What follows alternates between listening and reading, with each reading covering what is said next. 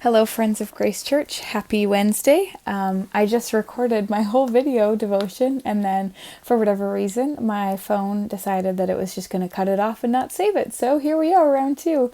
Happy Wednesday. I think I already said that, but I have to make sure that I say it, I feel like, in every devotion. I hope you guys are all doing absolutely wonderful. I cannot wait to see some of you at church. And of course, I'm still eager to be able to continue our live streams as well. But I am very much excited. And thank you to all you who are still watching these, still listening, because it's really encouraging to know that people are still watching them and people are still learning from these videos. So thank you to you for being a very important part of our church family. We are very much grateful for you. So I'm very excited for what I'm going to share today, because the Lord just opened my eyes and connected certain dots to just see a very cool metaphor, I guess, in a metaphor for His love for us. So I have a friend who's in her second year of naturopathic college. It's a 4-year doctorate program. So by the end of it, she's going to be a doctor, which is super exciting. And she's so very intelligent, and the Lord has just blessed her for education. Like, she's built to study and grow in this capacity, and she just loves the Lord so well through it. So it's really inspiring for me to see her in this area. And she is very much into botanical medicine and just like plants and how plants can grow and how she can water them and take care of them, and then just watching them grow. Like, she is very passionate about that. And I am not. If you go into her house, you will see all of these real plants that she waters like every day, and she's very much into keeping them all healthy and whatnot. And if you come into my house, they're all fake plants, because I don't have to do anything, because I got my green thumb, as they say, from my mother. She was really good at killing plants, and I am really good at killing plants. So I am not gifted in that area. But we were at her house the other day for a dinner, and she was just in the middle of praying for the meal, and she has this plant that's beside her kitchen table, and it's a fairly large plant. It looks like it's very well loved. Like, it's got some green leaves, some browner leaves, and it just looks like it's had a rough time growing, I guess. And so she's very she's very quick to water it and take care of it and make sure that it's healthy, but she also knows that it's been struggling a little bit.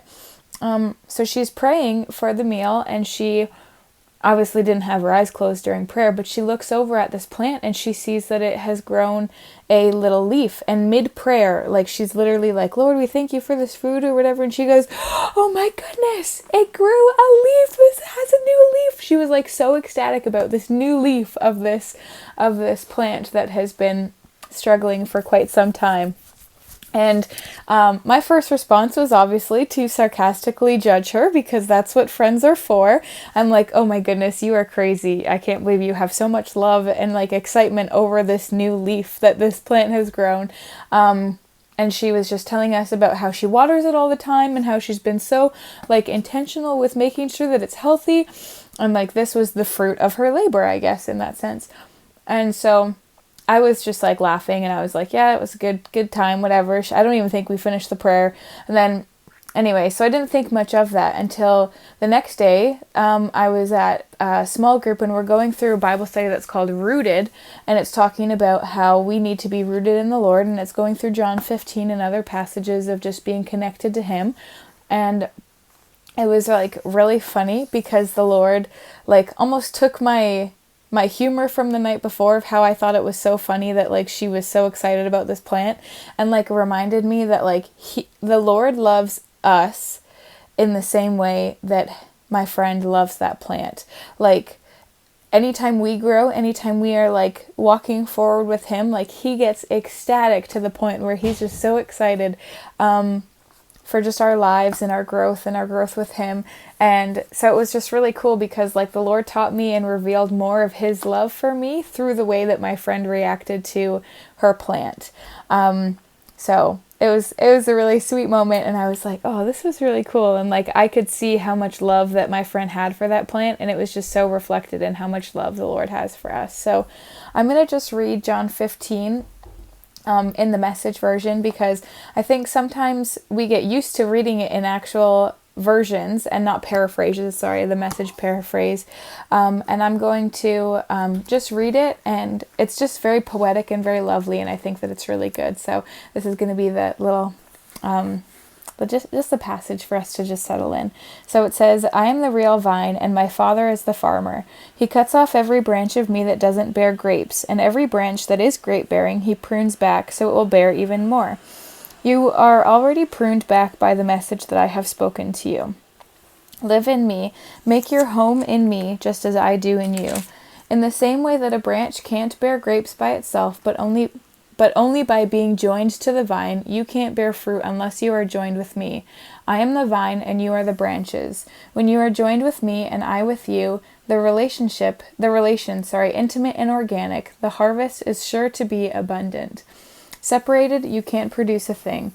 Anyone who separates from me is dead wood, gathered up and thrown on the bonfire. But if you make yourselves at home with me, and my words are at home in you, you can be sure that whatever you ask will be listened to and acted upon. This is how my Father shows who he is, when you produce grapes, when you mature as my disciples. I've loved you the way my Father has loved me. Make yourselves at home in my love. If you keep my commands, you'll remain intimately at home in my love. That's what I've done, kept my Father's commands and made myself at home in his love.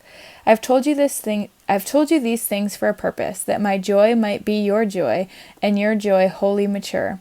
This is my command. Love one another the way I have loved you. This is the very best way to love. Put your life on the line for your friends. You are my friends when you do the things I command you. I am no longer calling you servants, because servants don't understand what their master is thinking and planning. No, I've named you friends, because I've let you in on everything I've heard from the Father. You didn't choose me, remember, I chose you, and put you in the world to bear fruit that won't spoil. As fruit bearers, whatever you ask in the Father in relation to me, he gives you. But remember the root command, love one another.